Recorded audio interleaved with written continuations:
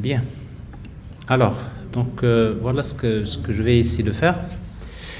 Alors, dans la démonstration, donc on va essayer on va dire, de synthétiser globalement l'ensemble des concepts que nous avons fait jusqu'à présent, notamment en back-end avec Spring Cloud. En front-end, il y a Angular. Donc la démo va essayer d'intégrer, j'essaierai de vous montrer à travers un exemple d'application comment déjà mettre en place une architecture microservice. Donc ça, c'est quelque chose d'assez classique pour vous. Donc il y a deux microservices fonctionnels qu'on va essayer de développer. Il y a eBank Service, donc on va supposer que c'est un service qui permet de gérer des comptes bancaires. Et après, il y a Customer Service, donc c'est un microservice qui permet de gérer les customers.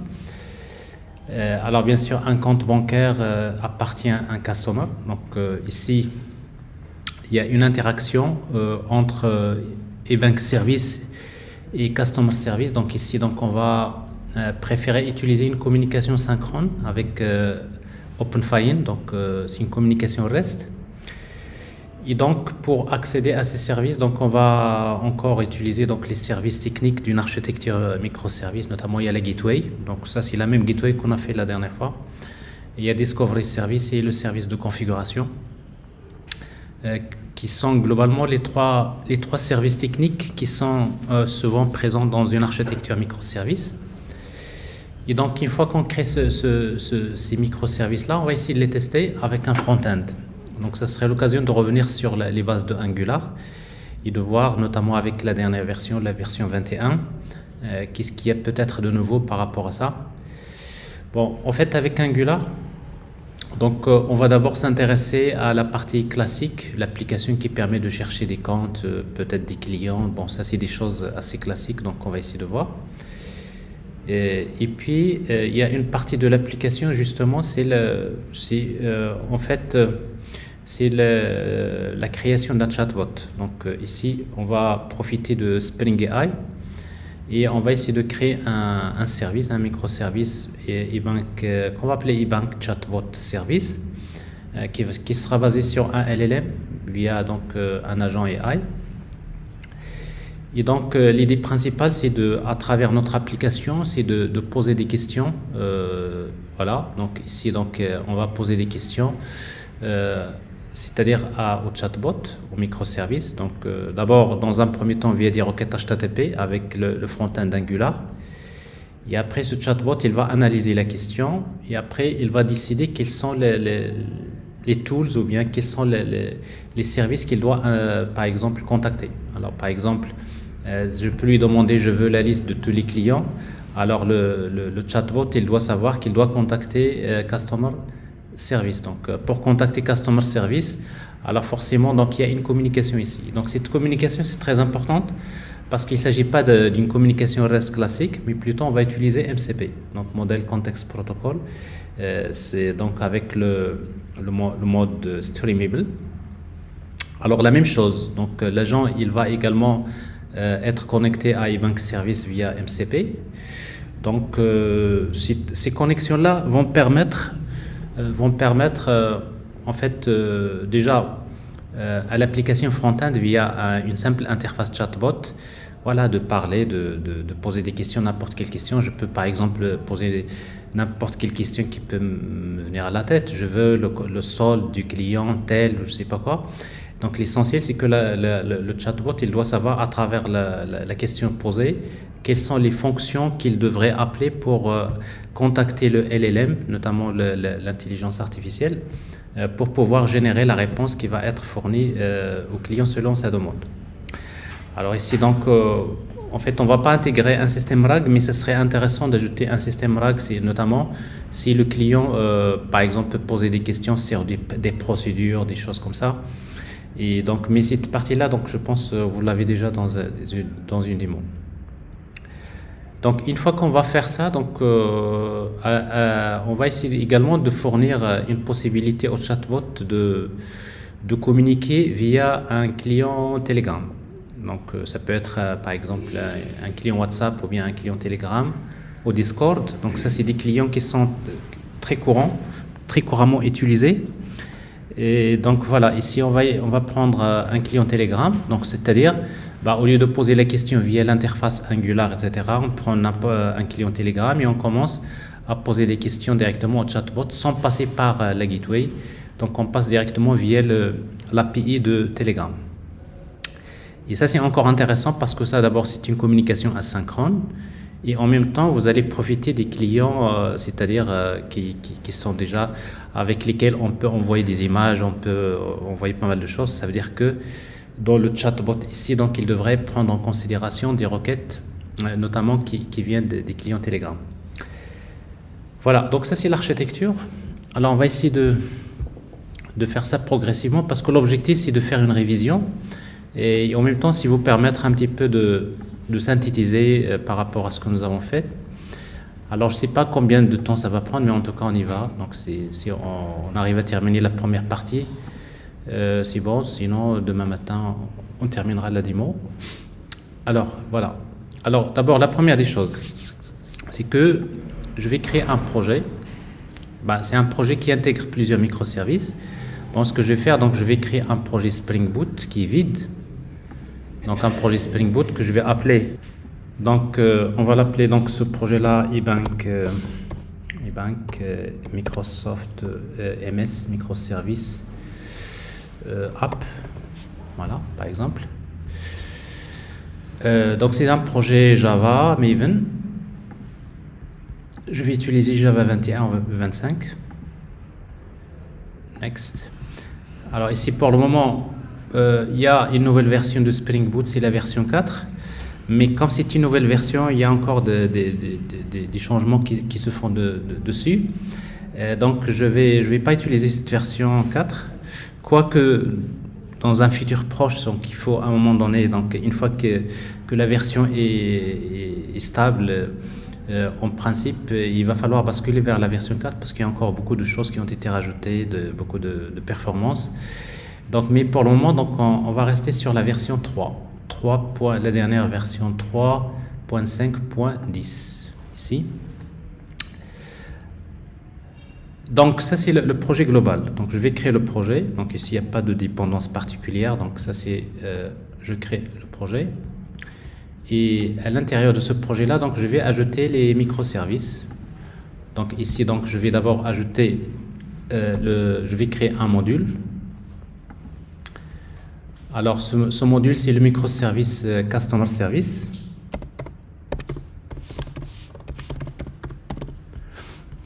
Alors la même chose, c'est un projet Maven, Java 21. Et puis donc il y a des dépendances. Alors la même chose ici, donc je vais garder la version 3.5.10. Donc les dépendances donc classiques, il y a le Spring Web, il y a GPA, Spring Data GPA. On va utiliser H2 Database pour le moment. Il y a Lombok. Donc ça c'est les dépendances classiques. Et après donc on aura besoin d'utiliser Discovery Service. Donc je vais utiliser Eureka Discovery Client parce qu'on a besoin de s'enregistrer au niveau de Discovery, Eureka Discovery Service. Et également on a besoin de chercher la configuration à partir de config client. Donc ça c'est les dépendances classiques. Alors config client, Spring, voilà, config client. Et puis donc Actuator. Donc je rappelle que Actuator, donc c'est une dépendance qui permet de faire le monitoring des microservices. Donc ça c'est important.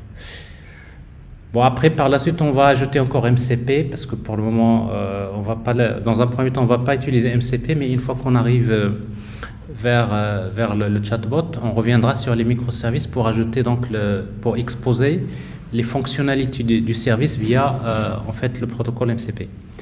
Donc je vais créer ce service là. Alors je vais essayer d'aller donc rapidement. Alors directement dans ce microservice, donc je vais créer un package. Ça c'est pour les entités. Donc les entités. J'ai besoin d'un package pour le repository. J'ai besoin d'un package pour la couche service. Et j'ai besoin d'un package pour les contrôleurs. Voilà, les composants que je vais créer. Alors dans notre cas, on va créer une entité customer. Alors customer. Donc on va faire plus simple. Donc customer est défini par son ID qui est de type long, par son nom de type string et par son email de type string.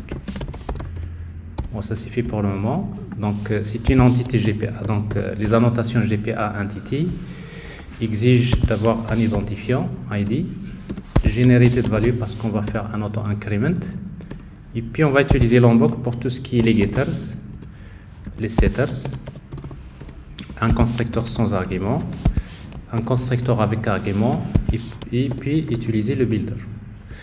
Alors ça c'est l'entité. Et puis il y a le repository basé sur Spring Data. Donc c'est une interface. Alors ici customer repository.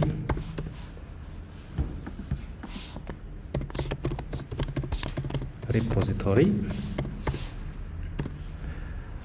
Alors, donc on va hériter de GPA repository. L'entité qu'on va gérer c'est customer. Et le ID c'est de type long.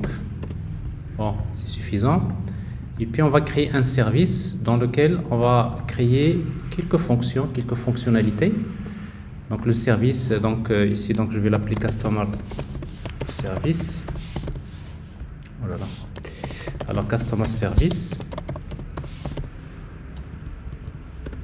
Service. Alors ici donc dans customer service, donc d'abord c'est un service, donc il faut utiliser la notation service. Service. Et puis on aura besoin d'utiliser le repository. Donc ici donc c'est customer repository. Ok. On va faire l'injection des dépendances via le constructeur. Et puis on va créer trois méthodes. Une méthode qui permet de retourner tous les customers. Donc ici customer.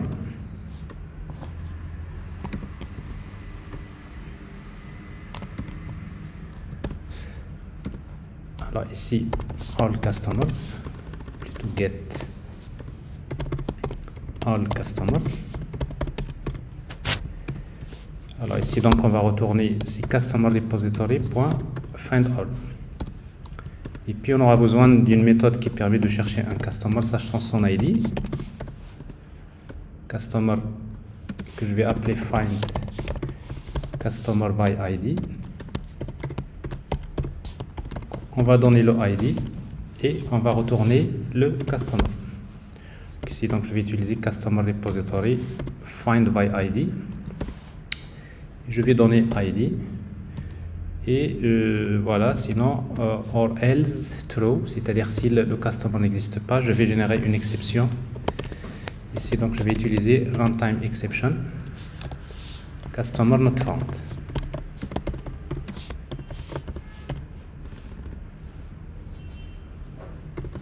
Voilà. Alors ça c'est la deuxième méthode. Et puis la troisième, une méthode qui permet d'ajouter un customer.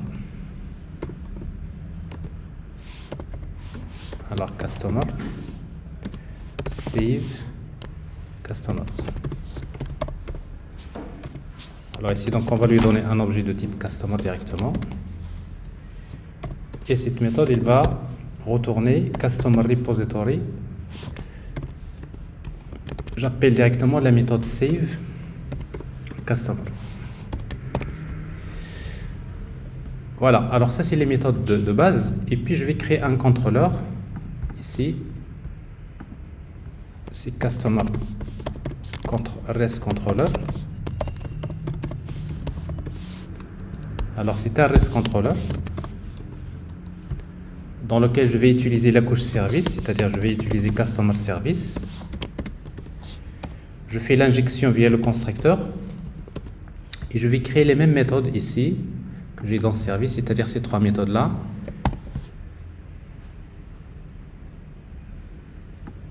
Ben, je fais un copier-coller pour aller plus vite et puis je vais changer le contenu. Alors ici donc je vais retourner c'est customer service .get all customers. Alors dans cette méthode je vais retourner c'est customer service find customer by ID. Et ici, donc, je vais retourner customer service.save customer service.save customer. Oui, donc c'est un peu plus simple comme ça. Et puis donc je vais ajouter les annotations. Ici c'est get mapping. Donc, ici je vais utiliser customers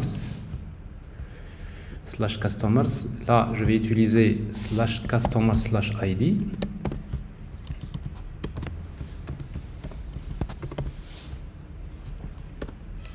Voilà. Alors ça c'est path variable. Et là je vais utiliser post mapping. Toujours c'est slash customers. Ici donc je vais utiliser request body. Voilà notre contrôleur. Oui. حالتنا اذا كانت عندنا مثلا واحد لاغريغاسيون ديال لي دوني واش سيميو نديروهم في الكونترولور ولا في السيرفيس باغ اكزومبل مثلا بغينا واحد الهاند بوينت اللي تجيب لنا كاستمرز دي لاج ديالهم ما بين تيل وتيل هاج. Alors tout ce qui est les traitements, c'est le service. C'est-à-dire, généralement, le contrôleur, généralement, il fait rien. Il récupère juste la requête, il la transmet au service, et le service qui fait s'il y a des traitements. Donc généralement, d'ailleurs que vous voyez souvent dans le contrôleur, il n'y a pas grand-chose à faire. Le contrôleur, on peut ajouter les traitements d'erreur par les... Alors, le contrôleur, il reçoit généralement les DTO, c'est-à-dire les données, ils sont dans les DTO. C'est dans les DTO, généralement, on fait la validation des données. C'est-à-dire, il y a les annotations de validation qui se font avant de faire appel à la couche service. ولا في الكا فاش كيطرا مثلا شي مشكل في لا فونكسيون اللي كاينه في السيرفيس كيفاش غنتريطيوها مثلا الا كانت بحال هكا ديال دوك لي Alors, les exceptions, tu veux dire les exceptions? Ah, il y a, par exemple, ici, il y a l'exception. Alors, c'est-à-dire... كيفاش كيرجع لنا كود بحال مثلا ايرور 500 ايرور 404. Non, mais ça c'est l'erreur 404, 404, tout ça c'est des requêtes HTTP, mais les erreurs 500 c'est des erreurs internes. Par exemple, celle-là c'est une erreur interne, 500. Alors maintenant, ici le contrôleur généralement, qu'est-ce qu'il fait? Ben, il fait le traitement, mais si jamais le service génère une exception, cette exception elle est retournée. Après, par la suite, si vous voulez traiter, gérer les exceptions, donc de manière centralisée, avec Spring, vous pouvez créer ce qu'on appelle un controller advice qui permet, quand il y a une exception, il l'intercepte et après il envoie l'erreur personnalisée vers le client. C'est plus simple de traiter les exceptions comme ça. Donc ça c'est quelque chose, peut-être après, si vous voulez, on peut l'ajouter. Donc vous ajoutez ce qu'on appelle des exception handlers, qui fait que dès qu'il y a une exception, on la prend et on envoie le message via la réponse HTTP. C'est ce qu'on fait généralement. Voilà, alors ici donc je vais insérer quelques customers dans la base de données. Alors pour cela donc je vais créer un command line runner. Alors command line runner. Return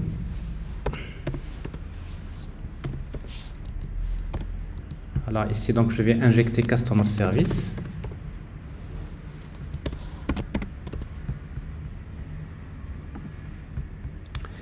et puis je vais voilà, donc j'ai par exemple 3 customers, donc je vais créer 3 customers, liste de string names, les noms des customers. Je suppose que j'ai par exemple customer Mohamed, par exemple Iman et Yassine. Alors je vais faire une boucle for each. Pour chaque nom, je vais utiliser customer service.save customer. Alors ici, donc, je vais utiliser customer. Je vais utiliser le builder. Et pour le customer, donc, je vais supposer que name, c'est name, la variable name. Et puis email, ça va être name plus, par exemple, gmail@gmail.com. Voilà. Donc ici, donc, je vais insérer. Alors au niveau du fichier c'est-à-dire de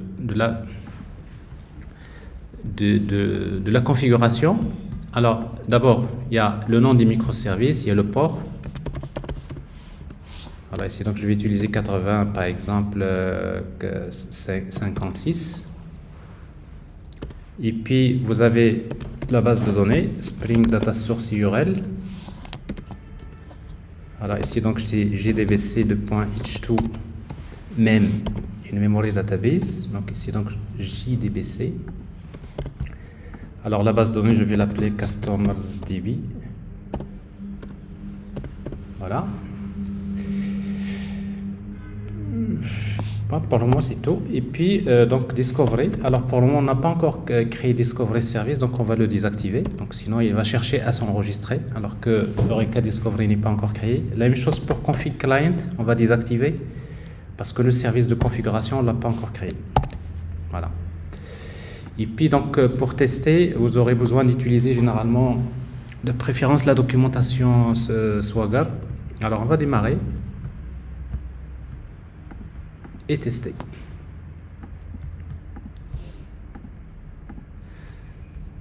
Alors ici, donc, avec un navigateur, je vais utiliser localhost. Le port, c'est 56 / customers. Alors si tout se passe bien, vous allez voir la liste customers. Alors ici, c'est quel 80, c'est pas 88. Vous me suivez, Yak? Alors si je vous demande, voilà, donc j'ai ça. Alors si je fais classe customer /1, ça marche. Et puis donc vous cherchez la dépendance Spring Boot Doc.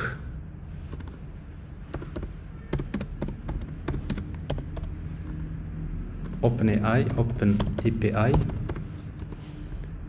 Alors vous allez la trouver rapidement ici. Ça c'est la dépendance. CTRL-C, et je vais l'ajouter dans les dépendances ici. Voilà. Actualiser. Je redémarre. Et ça me permet de regarder Swagger. Voilà. Alors 56 / 8056, voilà.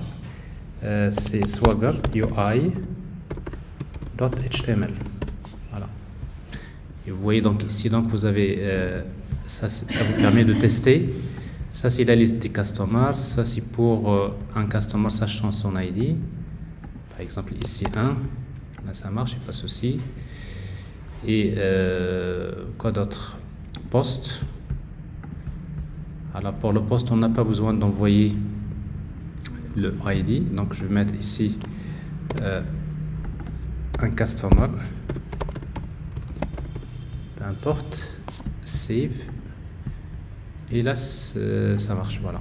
Alors ça, c'est le premier microservice. Donc vous voyez, donc, ce que je viens de faire, c'est juste rappeler comment créer un microservice. Ça, c'est vraiment la base. Parce que si je ne sais pas comment créer un simple microservice, c'est que il vaudrait, parce que derrière ça il y a du GPA, il y a toute une architecture qu'il faut connaître, il y a Spring MVC, il y a plein de choses qu'il faut connaître. Alors de la même manière, donc je vais créer le service eBank Service. Alors c'est ce que je vais faire, donc je vais presque reprendre le même travail. Donc je vais créer un projet eBank Service. C'est un projet Maven, Java 21. Alors 3.5.10 et puis les dépendances Spring Web, GPA, H2 Database, toujours Lombok. Quoi d'autre? Discovery Client. Config.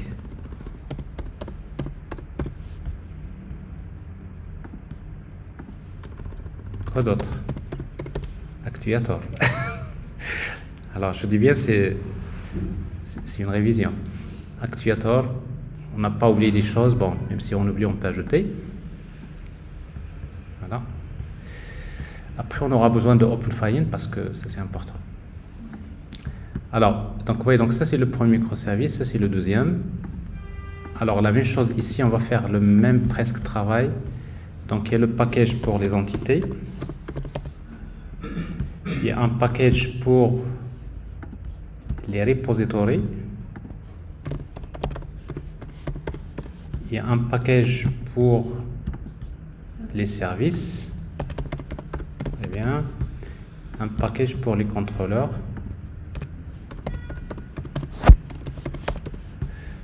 Voilà, pour l'entité, donc on va gérer un compte bancaire. Bank account.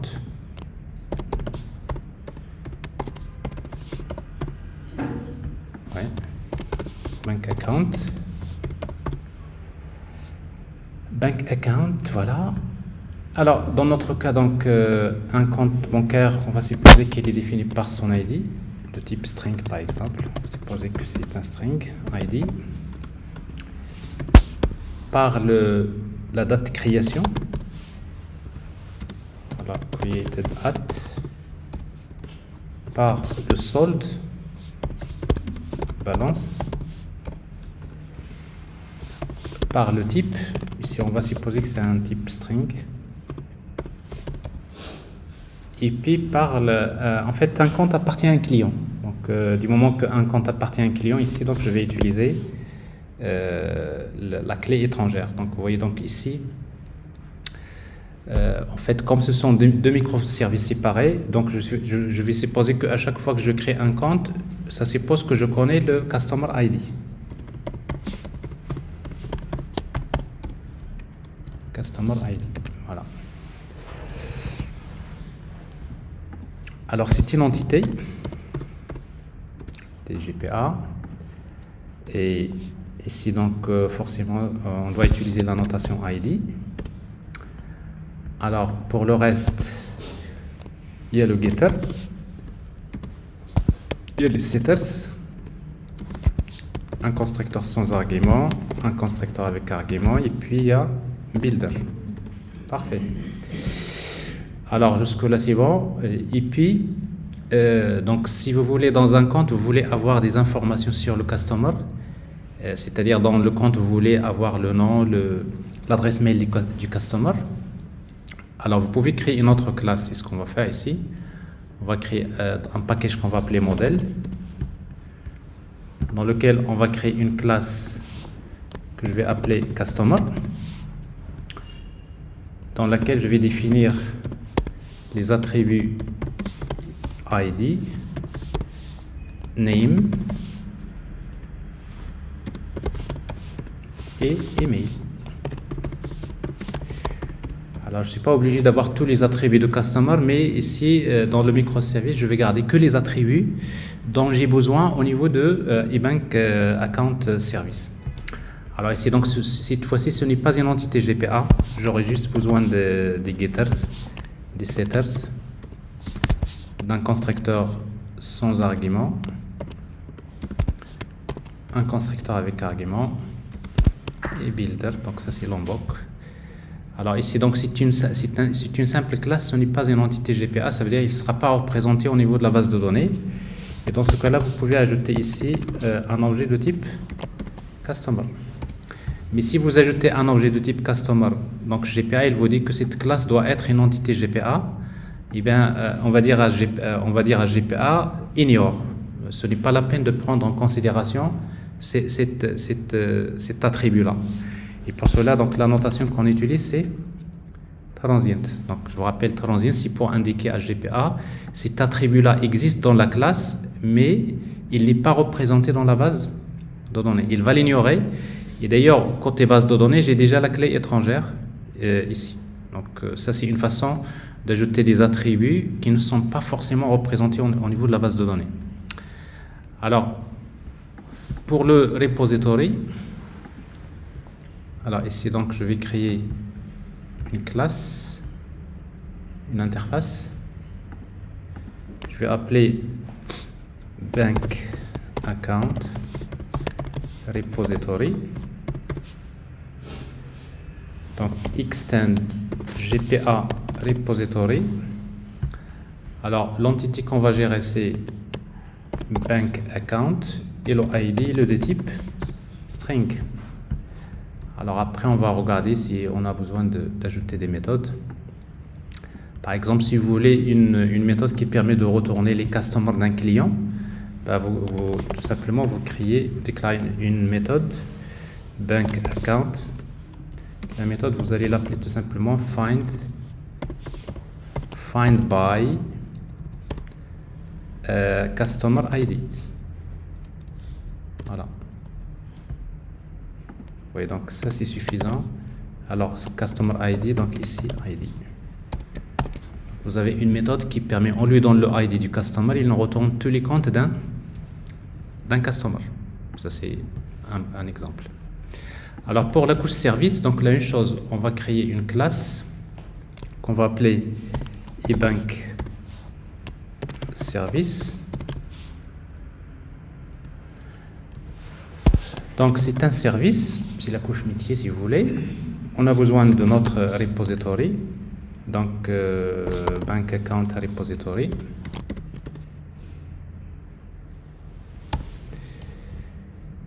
Et puis on va faire l'injection via le constructeur. Et puis la même chose, on va créer les trois méthodes. Une méthode qui permet de retourner tous les comptes. Bank account. Get all bank accounts. Alors ici donc on va utiliser ces account repository find all.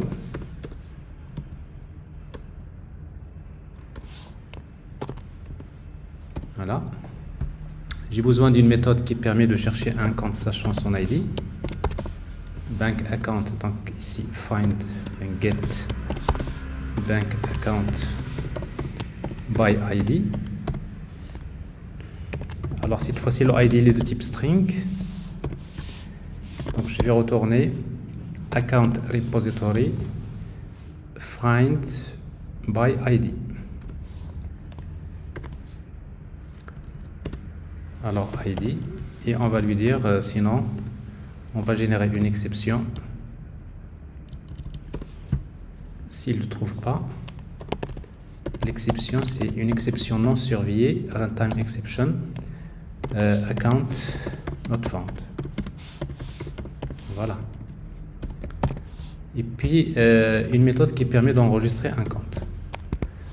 Alors ici donc bank account save bank account.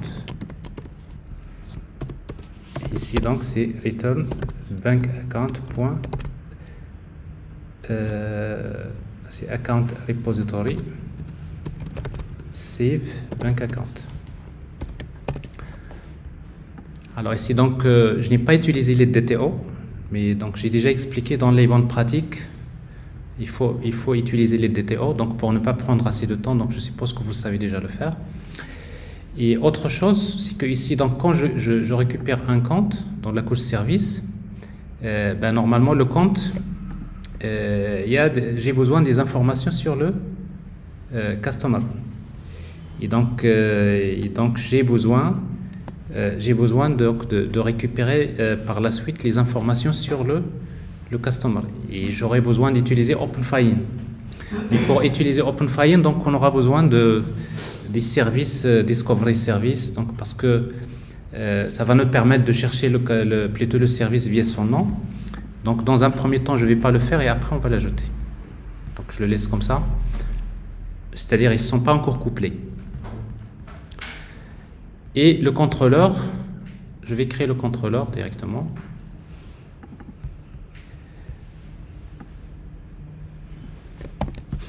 Alors dans le contrôleur, donc je vais créer la classe que je vais appeler eBank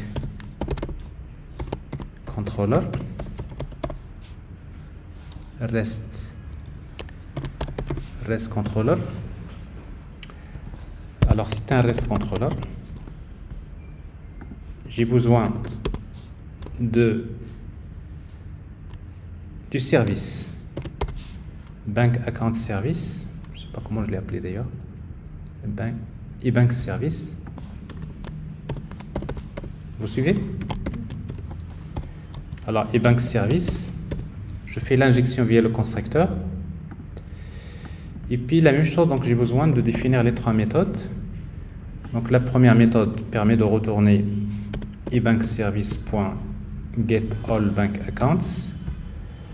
La deuxième, il va retourner un compte sachant son ID.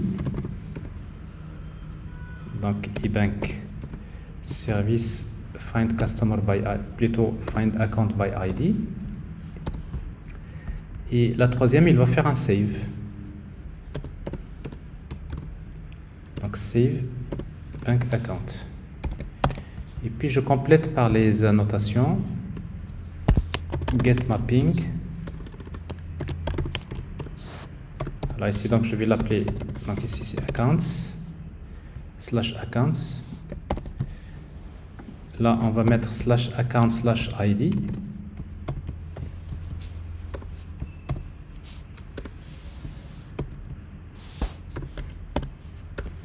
Sans oublier path variable.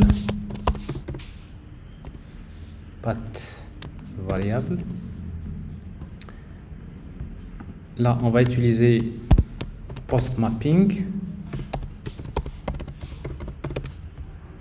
Et là on va utiliser quoi?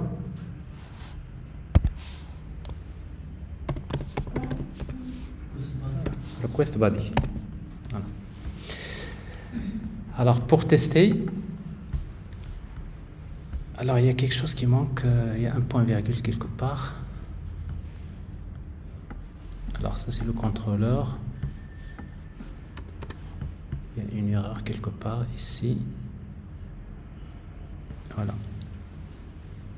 Return tout simplement ici.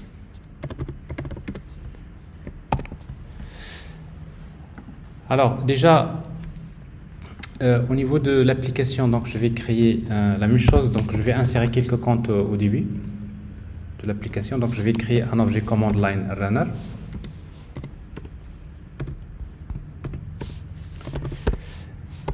Alors ici donc je vais retourner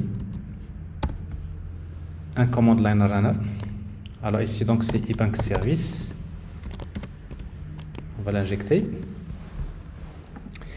Et puis je vais créer, pour chaque client je vais créer des comptes. Donc je vais utiliser quelque chose comme ça pour i égale à 1 jusqu'à 3, inférieur ou égal à 3, parce que j'ai 3 clients. Je suppose que j'ai 3 clients, comme ça j'ai quelque chose d'assez cohérent. Et donc ici donc je vais, pour chaque client je vais créer des comptes. Pour j égale à 1 jusqu'à par exemple 5, et bien je vais utiliser eBank service.save bank account, voilà, build. Alors peut-être dans la méthode save on va faire quelque chose ici.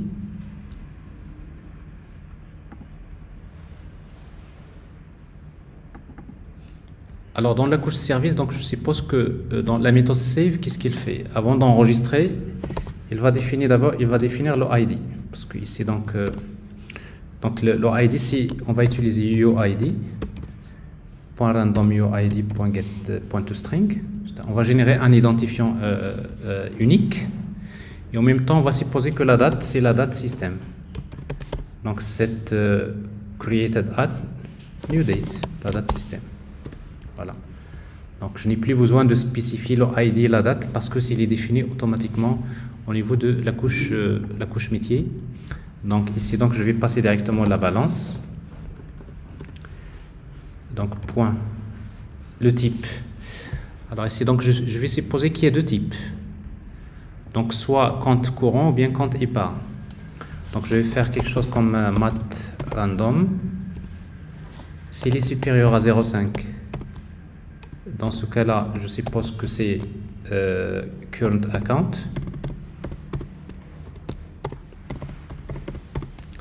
Sinon, c'est saving account. Je fais ça aléatoirement.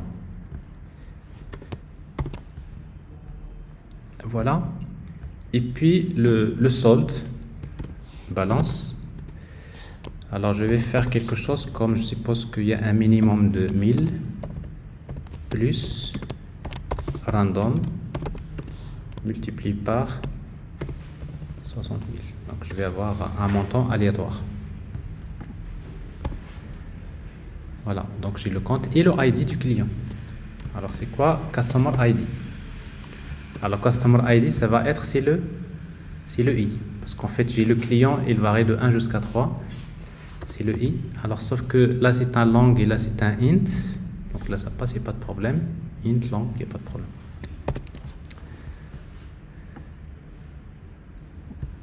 Alors, dans la configuration, donc, on aura besoin du port 80. Alors l'autre, c'était combien? 56? 57, on va mettre 57 ici. Et puis on va spécifier la base de données, Spring Data Source URL. Donc c'est gdbc h2 mem accounts db. Et puis on va h2 console, on va l'activer si vous voulez voir la base de données.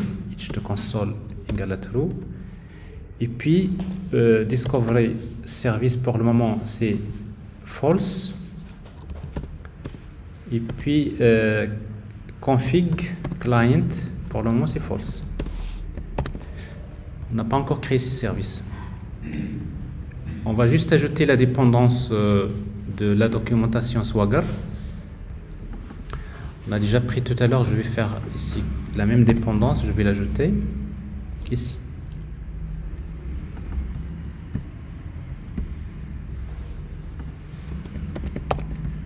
Actualiser et je teste.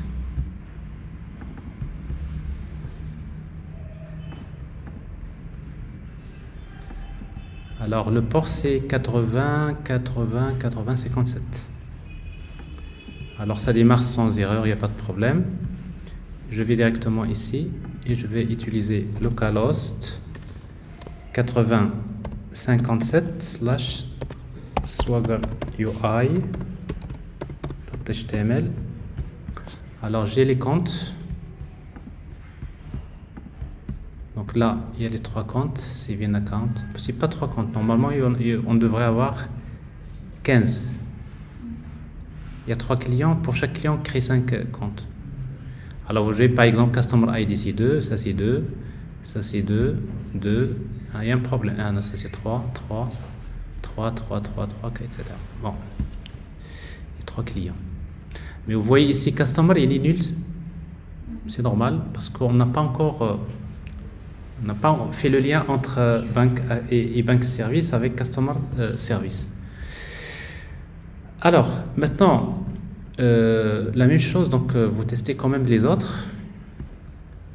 Alors, si vous faites un post, normalement pour ajouter un customer, je n'ai pas besoin de ID, plutôt un compte, je n'ai pas besoin de ID, je n'ai pas besoin de la date. J'ai besoin de mettre la balance initiale. Le type, c'est current account. Alors, j'aurais dû utiliser un énumérateur de préférence parce qu'il y a deux types, current account ou bien saving account. Je ne l'ai pas fait.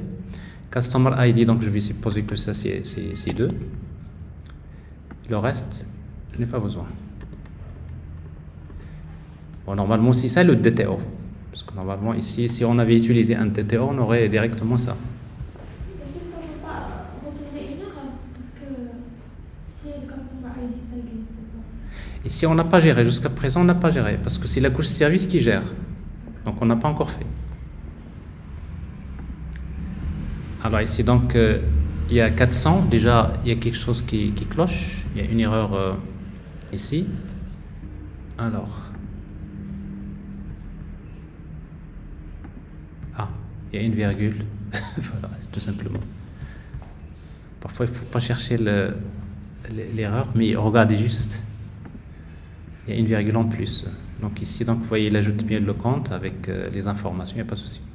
Ok. Alors, la troisième méthode à tester, c'est un compte sachant son ID. Je prends le ID ici. Ouais. Je prends le ID. Je fais ça.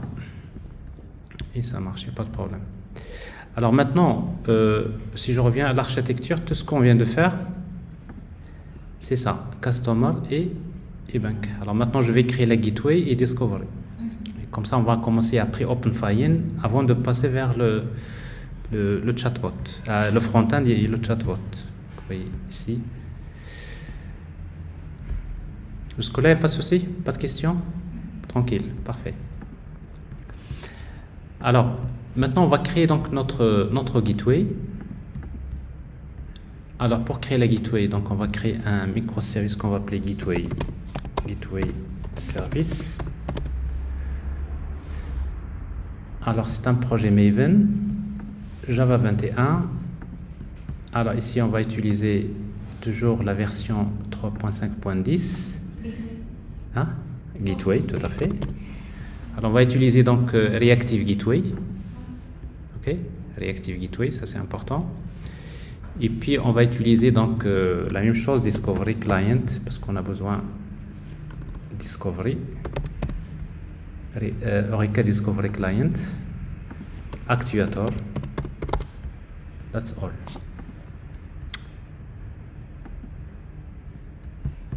Voilà. Alors pour faire fonctionner cette gateway, donc je rappelle que juste la gateway, vous pouvez configurer le système de routage soit de manière statique et dynamique.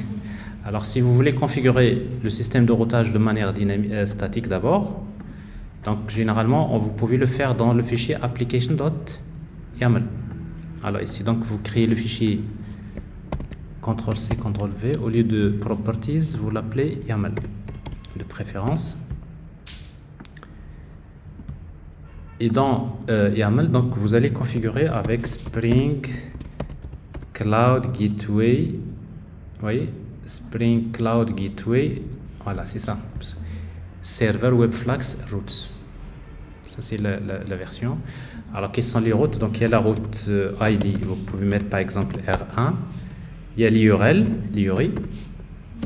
Alors, ici, donc, le Customer Service, il se trouve dans HTTP localhost, ça c'est statique, 80.56, voilà. Et puis il y a les predicates. Alors quels sont les prédicats? Alors ici donc il y a path. Alors path égale slash par exemple customers slash étoile. Vous mettez ici ça. Alors si le path contient slash customer slash étoile, la requête va être envoyée ici. Alors si account CTRL V, j'ai la route R2, si slash account slash étoile, la requête va être envoyée vers eBank service. Ah. Les URL ديال le service. Ouais. Alors, donc ça c'est le système de routage statique. Alors, on va tester. Pour cela, donc on va spécifier le port. Alors ici, donc on va supposer que le port c'est 9999. Et en même temps, pour le moment, on va désactiver Eureka Discovery parce qu'on n'a pas encore créé. False. J'ai même pas ajouté la configuration, mais c'est pas grave. Alors ici, donc je démarre. Alors on va tester notre gateway. Déjà bon, il marche pas parce qu'il y a quelque chose qui cloche. Et s'il y a quelque chose qui cloche, il faut voir la syntaxe path. Vous voyez donc sur path, c'est ce que je... Et avec le tiret, il ne faut pas le mettre, parce que ça, c'est des prédicats. C'est aussi pour notre route. La même chose.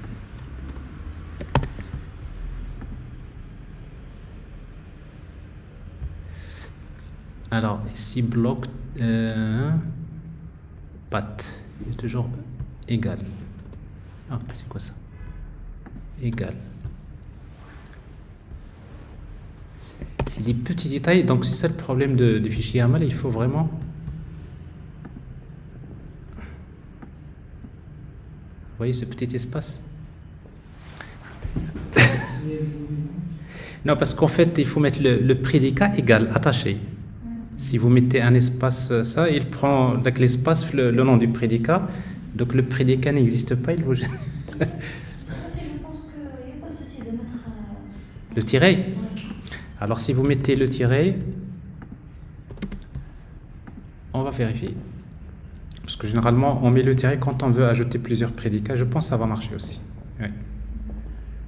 Donc vous laissez le tiret de préférence parce que vous pouvez ajouter d'autres prédicats. Pas de souci. Alors pour tester, si ça marche bien, on va contacter la gateway.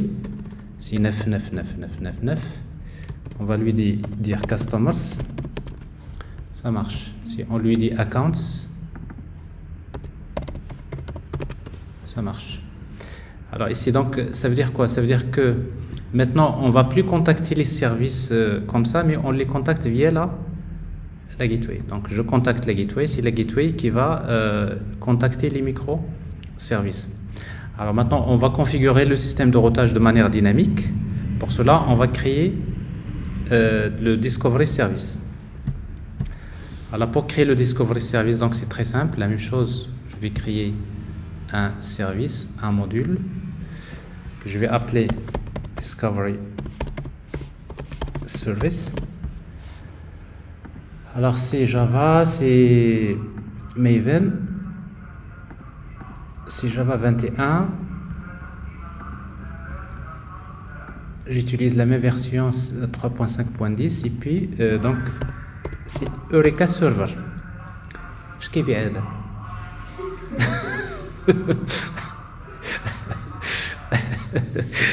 Alors Eureka Discovery, plutôt c'est Eureka.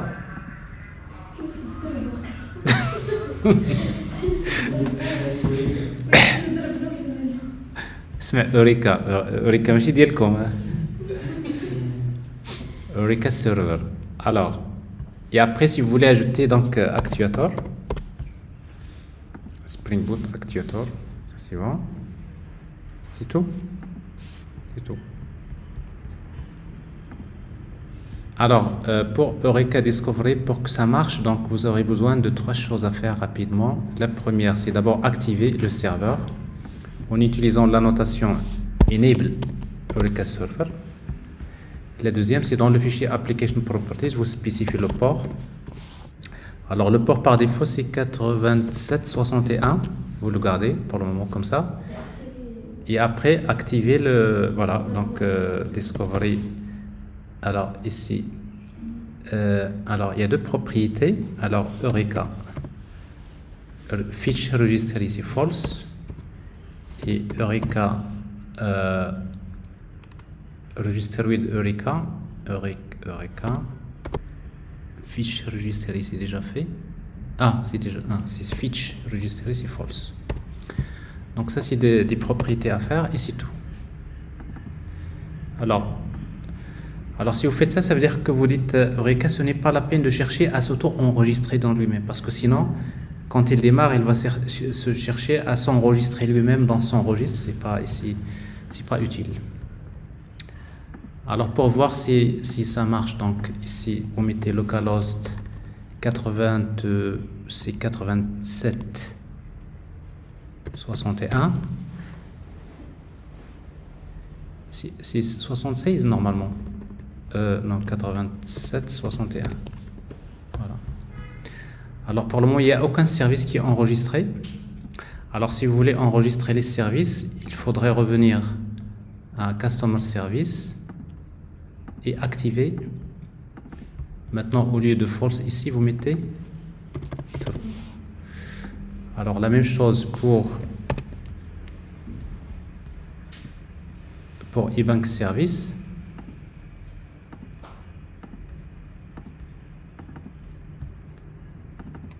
True. Et la même chose pour Gateway. Bon, ça c'est quelques minutes pour régler ce problème. Alors la Gateway va mettre true. Et puis on va redémarrer.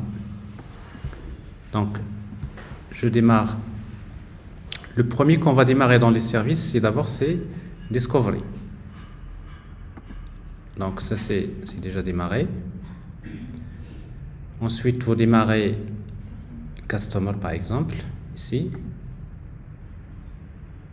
Et puis vous démarrez Gateway et eBank Service. Ils sont indépendants.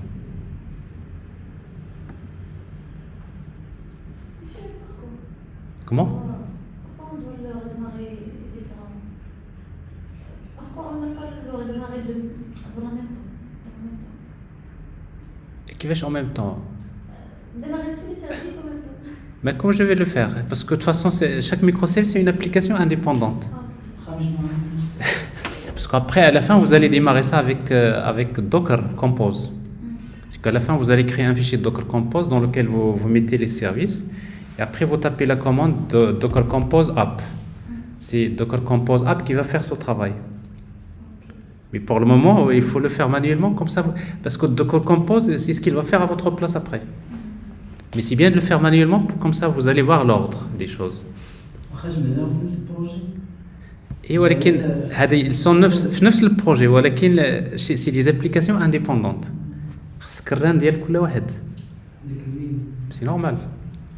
Parce que ça chaque microservice c'est une application indépendante. Et d'ailleurs c'est ça l'architecture microservice.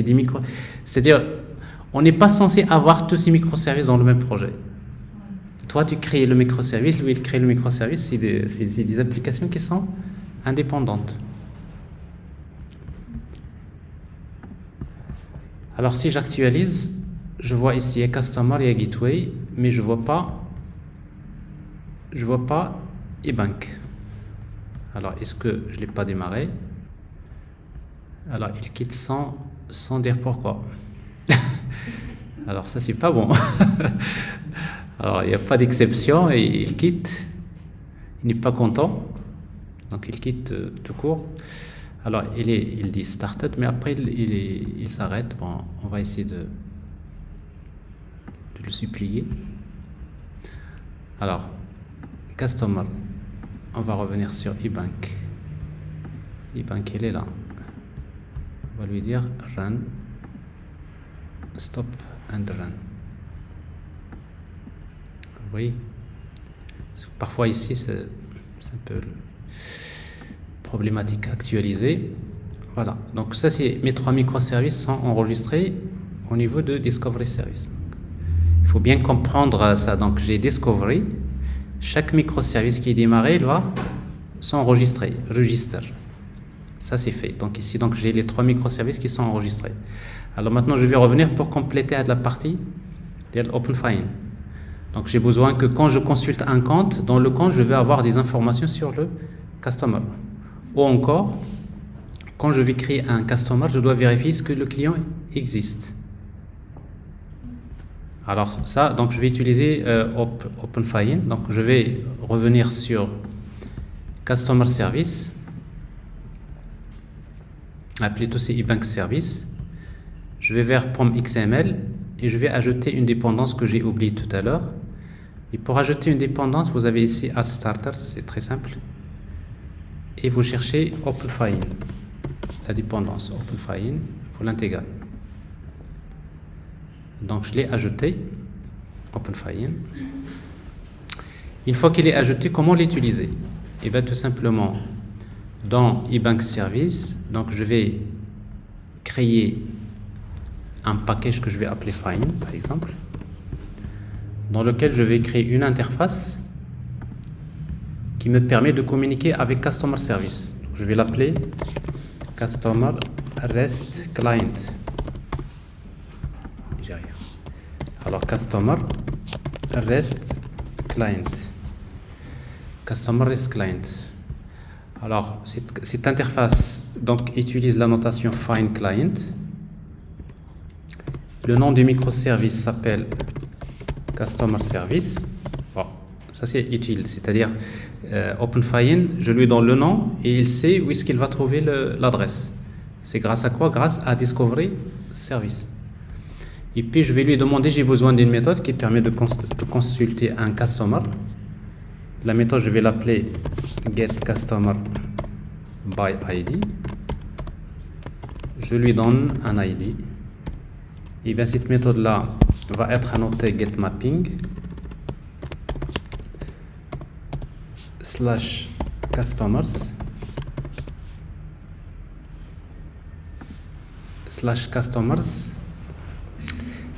je pense que ça va pas marcher. Pourquoi? Parce qu'on n'a pas encore configuré le système de routage de manière dynamique, n'est-ce pas?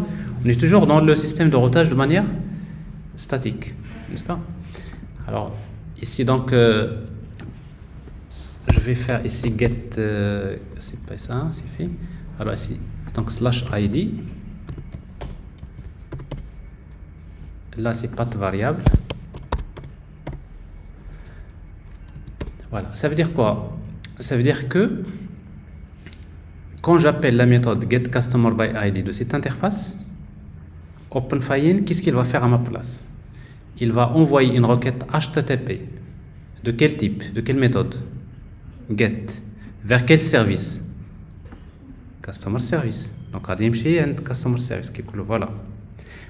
Ça, c'est le nom. Où est-ce qu'il va trouver l'adresse? KMC Discovery. Donc, c'est le nom le Discovery qui a l'adresse.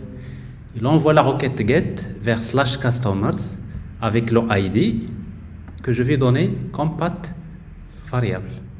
Donc il envoie la requête, il récupère le customer, il va me le stocker dans un objet de type customer que j'ai créé. Il faut rappeler tout à l'heure, j'ai créé une classe qui s'appelle customer dans modèle. Ce n'est pas une entité GPA, donc il me donne le customer ici. Mais pour que ça marche, j'ai besoin de configurer le système de routage de manière dynamique. Ici, alors c'est ce que je vais faire ici. Customer, la gateway. Alors notre gateway, on l'a configuré de manière statique tout à l'heure. Je vais désactiver tout ça. Hop. Je vais mettre ça en commentaire. Bloc. Voilà. C'est quoi ça? Je sais pas ce que j'ai fait. Alors, commentaire. Ça veut dire notre système de routage maintenant, il n'y est plus. Alors pour configurer le système de routage de manière dynamique, c'est très simple. Il suffit de créer une méthode reactive. Alors discovery client, c'est celui-là. Alors ici dynamique, les routes, peu importe la méthode. Alors cette méthode là, elle va juste retourner un bin new discovery client route locator qui reçoit deux paramètres. Alors quels sont ces paramètres? Vous voyez ici, le premier c'est reactive discovery client et le deuxième c'est discovery locator properties. Vous déclarez ces paramètres ici, il va les injecter. Donc et directement ici. Là, vous pouvez l'appeler par exemple RDC. Et celui-là, on va l'appeler DP. Là, vous mettez RDC et DP. C'est tout. Que ce soit un bin. Voilà. Alors, ça, c'est ça la configuration du système de routage de manière dynamique. Ça veut dire quoi? Ça veut dire que si je démarre maintenant le service gateway. Donc je démarre la gateway. Alors maintenant pour contacter, si vous mettez maintenant la gateway, parce que 9999 c'est la gateway, si vous mettez /account ça va plus marcher. Parce qu'on avait désactivé la route statique, n'est-ce pas? Et pour contacter maintenant, il faut écrire le nom du microservice, c'est customer service. Alors par défaut c'est enregistré en majuscule le discovery. Pour cela qu'on met ici majuscule / customers. Oui, ça marche. Alors ici, donc si je veux accéder à un service, je dois demander à la gateway comment il s'appelle le service. Customer, celui-là c'est customer et l'autre c'est, alors c'est eBank. eBank majuscule / accounts. Ça marche. Alors ici donc à chaque fois que j'ai un microservice que je crée, il suffit de lui donner un nom et pour le contacter via la gateway, on va utiliser le nom du microservice / le endpoint que vous voulez attaquer. Alors ça c'est fait. Alors maintenant je reviens ici à mon Find Client que j'ai créé.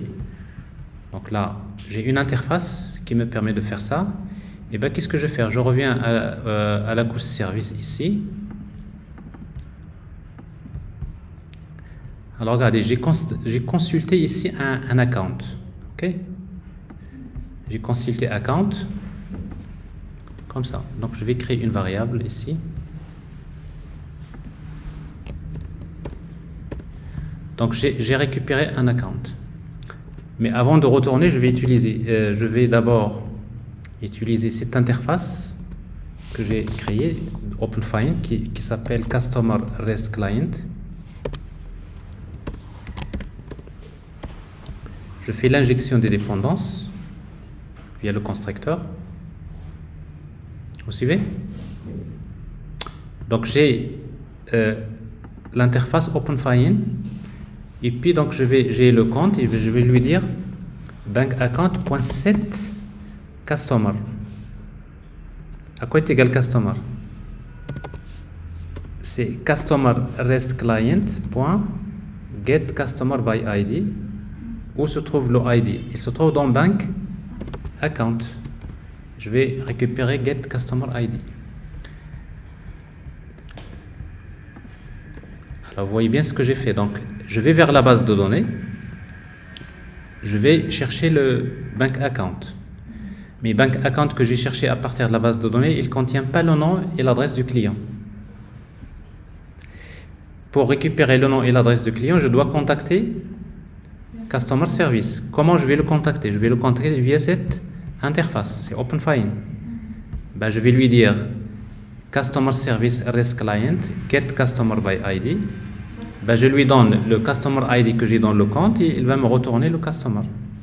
Et donc, j'ai récupéré le Customer et je vais retourner Return Account, Bank Account. Alors, vous pouvez tester.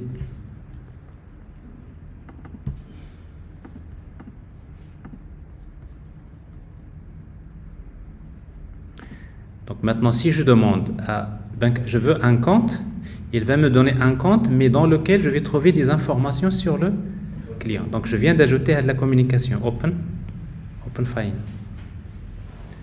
Donc je rappelle que OpenFind permet de créer un client REST de manière déclarative. Ça veut dire quoi déclaratif? Ça veut dire qu'on déclare qu'une interface. Donc vous voyez, donc pour communiquer, pour que eBank communique avec Customer, il utilise cette interface.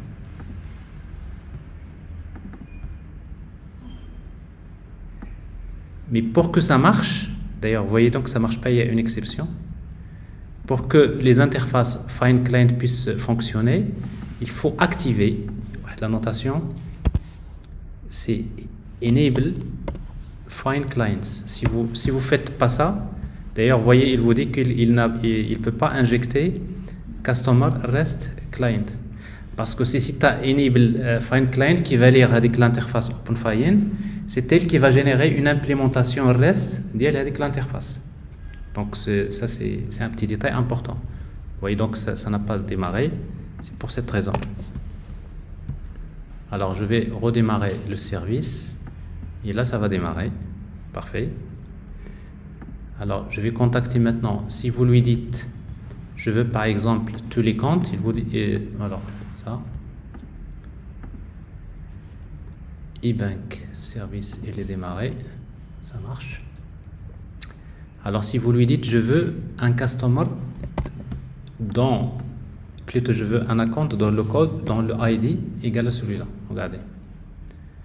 Donc vous avez le customer et vous avez les informations sur plutôt vous avez le compte avec les informations sur le customer. Donc ça on l'a récupéré à partir de la base de données des comptes. Et ça, par contre, c'est Customer Service qui nous a fourni ça. Alors maintenant, si je réponds à la question de votre collègue tout à l'heure, quand je crée un compte, je ne peux pas créer un compte si le customer n'existe pas. N'est-ce pas? Comment il faut le faire. C'est la couche mythique qui fait ça maintenant, ici. Alors, dans votre couche service, ici, save, là, j'enregistre un compte. Donc vous voyez, donc avant d'enregistrer un compte, je dois d'abord récupérer le customer. Je fais customer égal à quoi? Égal customer rest client point get customer by ID, bank account point get customer ID. Mais attention, parce que ça peut générer une exception. Donc ici il faut faire un try catch.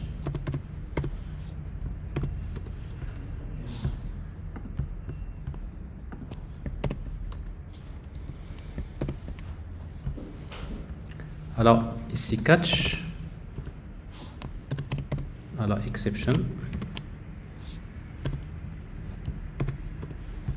voilà. On va essayer de récupérer le customer, ok. S'il n'y a pas d'exception, parce que normalement, l'autre méthode, si le customer n'existe pas, il génère une exception. Oui.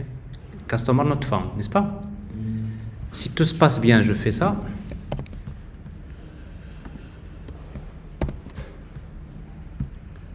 Si le customer existe, j'enregistre le compte. S'il y a exception, eh ben je fais encore throw une new runtime exception.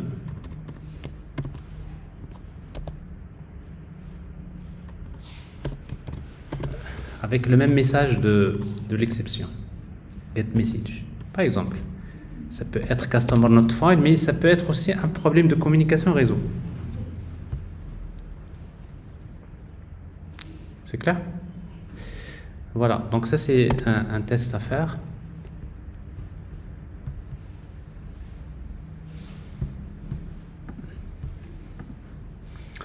Donc c'est ça, en fait, on va dire le challenge des architectures microservices, c'est que quand vous découpez les microservices, c'est que ce n'est plus la base de données qui va gérer l'intégrité référentielle. Donc les règles d'intégrité référentielle, elles sont gérées au niveau des microservices. C'est votre couche mythique qui va se charger de faire ce travail. Mais monsieur, qu'est-ce que je le service là? Le service customer. Alors, voilà, exactement. C'est là où vous allez utiliser fault tolerance. Il y a résilience 4G. Ça, c'est quelque chose que vous allez trouver dans votre activité et qui va dire que quand il y a un problème dans l'autre service, qu'est-ce qu'il faut faire? Donc ça, c'est le problème de tolérance aux pannes. Donc retenez bien, c'est pour gérer les tolérances aux pannes, vous avez des solutions. Parmi les solutions, il y a Resilience 4G. Resilience 4G, c'est tout ce qui est on va dire la communication, tolérance aux pannes au niveau des architectures microservices. C'est très important de le garder en tête. La même chose, si vous voulez utiliser en fait, si vous voulez utiliser Resilience 4G, il suffit d'aller vers eBank Service. Vous ajoutez une dépendance Resilience 4G. Resilience 4G,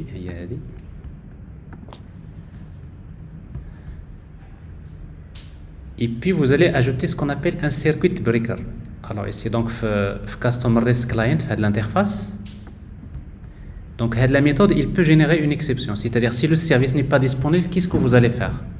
Vous mettez ici circuit breaker,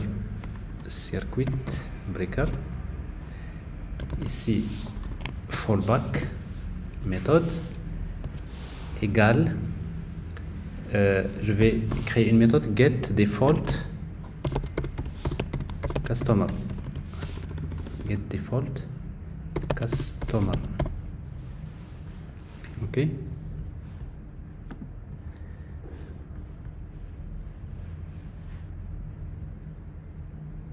Circuit breaker. Alors ici donc dans ce cas là vous allez définir une méthode par défaut ici par exemple qui permet de retourner customer que vous allez appeler get default customer. Il reçoit un paramètre de type exception et en même temps il reçoit le ID du customer.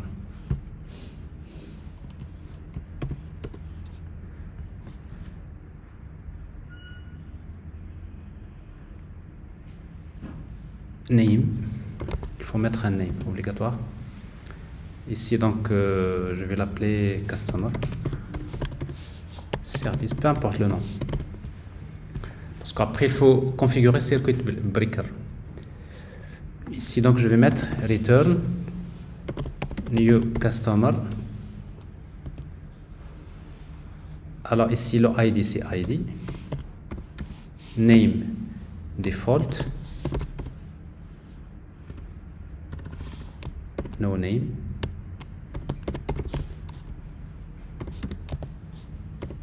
No email. C'est resilience force. Ça veut dire quoi? Ça veut dire que si votre service n'arrive pas à contacter customer service, il ne va pas vous dire je suis désolé. Il va vous donner le compte mais sans le customer. C'est à vous de voir. Est-ce que vous allez chercher le customer dans un cache? D'accord? Ou là, vous allez donner des données, peu importe, avec no, c'est-à-dire not available, comme ça. Not available. Et vous voyez donc ça, j'ai utilisé la question de tolérance au pan. On va tester. On va démarrer eBank.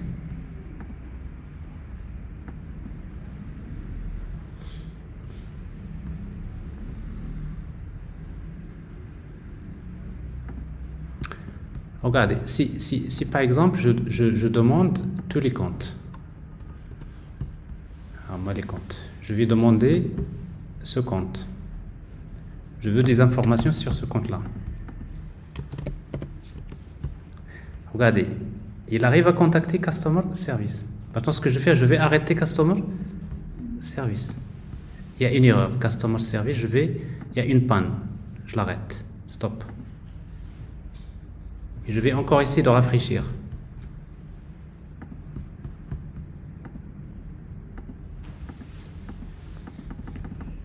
Alors, ça c'est pas bon parce que ça n'a pas fonctionné complète. Est-ce que j'ai redémarré?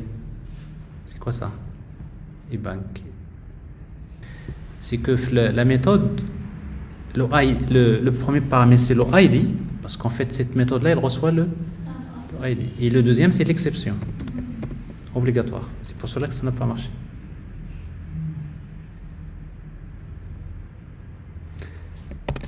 Alors, je reprends.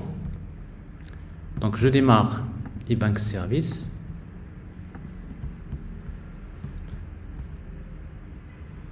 Donc, ça, c'est tout simplement Resilience 4G. Voilà. C'est le ID. C'est le paramètre de la méthode d'abord, parce qu'il va transmettre les paramètres et après c'est l'exception. Ici donc je n'ai même pas utilisé l'exception, mais il faut qu'il soit déclaré. Alors donc je répète. Donc je suis dans ce scénario là. Zid.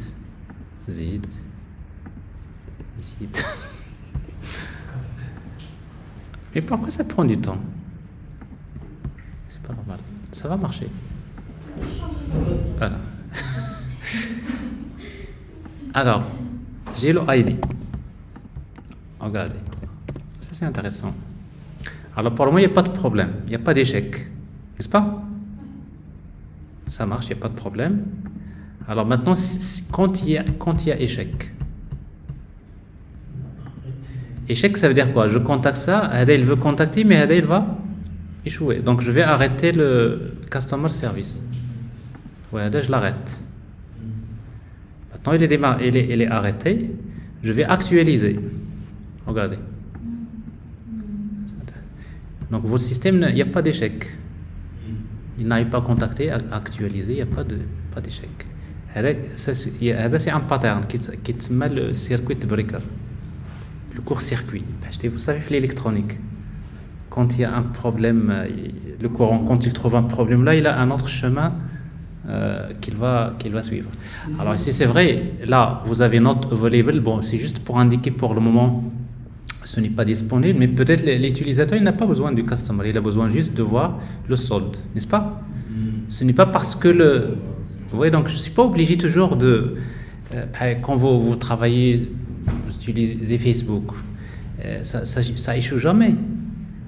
Pour vous ça marche tout le temps, mais en réalité derrière il y a des échecs. Mais quand il y a des échecs, il ne vous donne pas l'exception. Il ne va pas vous dire désolé, non. Mais il vous donne quand même quelque chose. Mais pour vous, ça marche. Mais il vous donne quelque chose qui peut-être qui n'est pas actualisé. Ou là, peut-être une information dans laquelle il vous dit je vous donne le nom du client, l'adresse, mais pour le moment, son code postal n'est pas disponible. Ce n'est pas qu'il n'est pas disponible, c'est que le service qui va lui donner le code postal, pour le moment, il n'est pas disponible. D'accord? Mais si vous démarrez un nouveau customer, le customer il devient disponible. N'est-ce pas?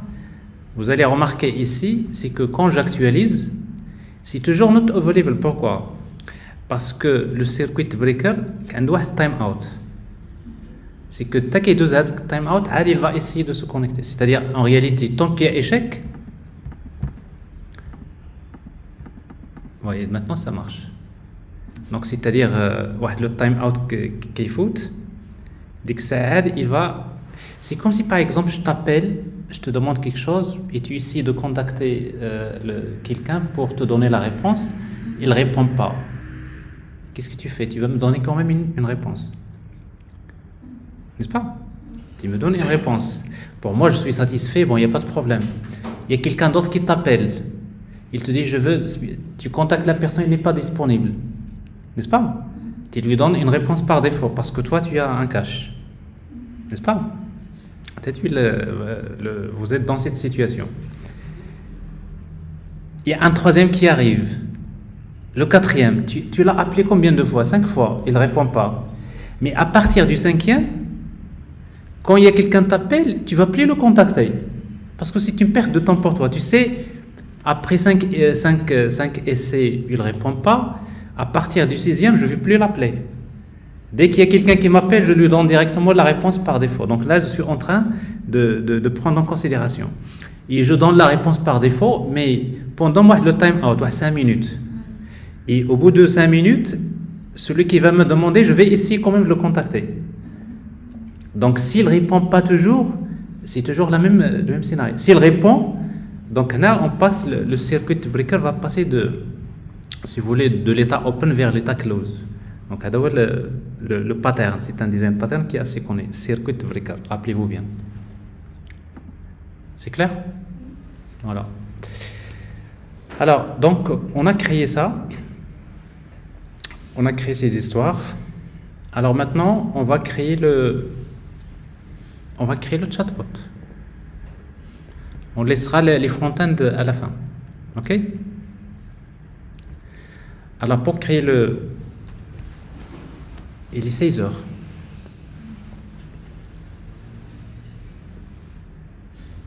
Je vais créer le chatbot, ok? Et je laisserai le front-end après, demain. Ou plutôt, on s'arrête à ce niveau, on arrête à ce niveau-là et on laissera le reste pour demain. Je vous laisse travailler. Vous TP, demain on complète. C'est bon? C'est mieux? هذه اللي enregistré أنا نعطيها لكم. Donc maintenant شنو باقي لنا دابا؟ Il nous reste le chatbot avec MCP et il nous reste le front-end Angular avec le client Telegram. Ça on le fera demain. Donc je vous laisse aujourd'hui et ce soir travailler cette première partie. Demain تكملوا هاد la partie هذه. صافي. C'est mieux? La partie de la sécurité. Hein? La partie après, vous allez ajouter la partie sécurité. Ok? Et vous allez ajouter Keycloak avec un système d'authentification. Mais pour l'ajouter, il faudrait que vous fassiez avec la partie, l'activité de Keycloak. Parce que ça vous permet de comprendre comment appliquer ça. On est d'accord comme ça? Voilà. Bon, je vais arrêter la démo. Alors ici, a priori, donc, je pense que c'est bon. Donc, je vais arrêter la démo.